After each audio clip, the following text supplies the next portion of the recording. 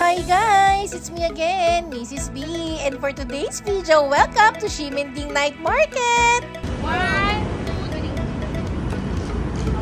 3. Good day, good day. We're here now at Ximending Night Market. Guys, super daming tao at super lamig. Tignan nyo naman, hindi ako pinagpapawisan. Super fresh ni Mrs. B.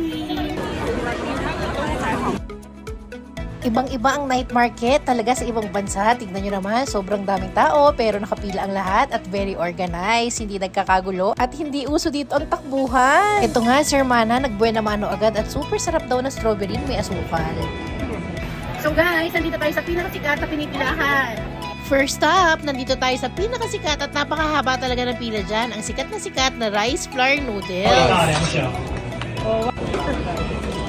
Tignan na natin kung talagang super sarap itong trending na noodles na sa TikTok. Ang hirap din pala gawin ng ganyang content. Lagi rin namin nakikita sa TikTok yan, pero hindi madali gawin ha. Kung may na-feel kung talaga bang masarap. Michelin star. Masarap. Bet ko. So ayan, nandito naman tayo ngayon sa sikat na super trending na milk tea sa TikTok. Habang nakapila nga kami dito, ang saya ko kasi yung dating pinapanood ko lang sa TikTok. Ngayon, eto, hawak-hawak ko na at titikman pa. Masarap guys! 10 out of 10, must try. Ang sarap. Ito nga, si Mr. B, napasupsup na rin kahit hindi naman mahilig sa milk tea. So far guys, sa mga natikmang kong food, itong milk tea ang napakasarap for me. Sarap. Super sarap ng milk tea nila, no? The best man, I love milk tea. Ayan, mga gutom na person. Oh. Naman tayo, ano naman? Alam ba, kapigil na yan. Nasaan yan? Saan ba yan? Iyan, may pupuntahan tayo. Mainit ha. Ayan, wait. Sarap. Kasi ako konti ang binili. Subukan nyo rin tong pancake dito sa Ximending. Naku, ang sarap din. Ayan nga, tignan nyo si Hermana, tuwang-tuwa.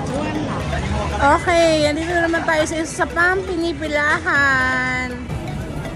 Grabe, super haba ng pila. Ano kaya yung kinakain nila doon? Take away. Pangyaw. Dito kami ngayon sa pinipilahan. Super sikat na ano nga ito? Omelette. Omelette sa Taiwan. Let's go! Hindi naman nakakapagtaka kung bakit ang haba ng pila kasi amoy pa lang, napakasarap na. At alam nyo ba guys, sa dito sa Taiwan, sobrang sarap talaga ng kanin nila. Ayan nga si Mr. B at nakapag-take out na rin.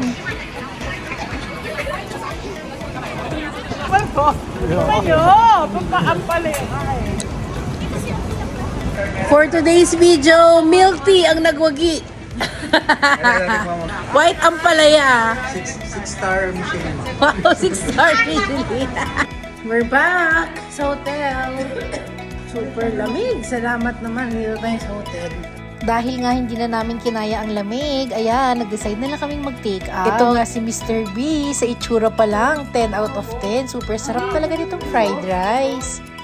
We're here at Taiwan.